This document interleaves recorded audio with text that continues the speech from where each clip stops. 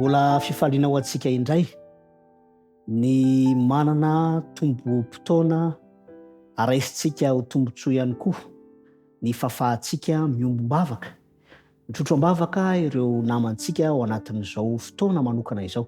Koa asaiko ho ampitiavana ary ianao mba hiombona amin'ny vavaka izay tanterahana.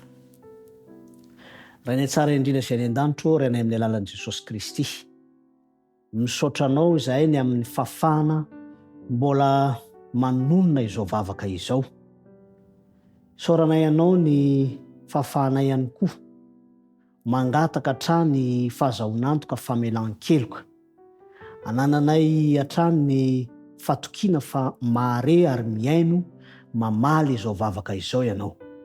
Ny mpanomponao Angelina izay nandefa fangatahana, mino sy mahatoky izay Tompo fa ianao no efa nanolo-tsaina azy, nafahany nanao izany dingana izany.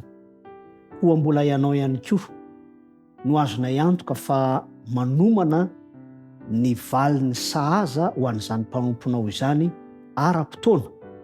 Koa omeo azy Tompo ny fatokinanao mitombo hatrany hatrany, ary izany fiankinany aminao izany sy fatokinanao izany dia ho fijoroana vavolombelona amin'ny manodidina azy, mba ho fanaporofona fa homemboninahitra ny anaranao eo amin'ny fiainany, ary izy kosa dia hahita fifaliana.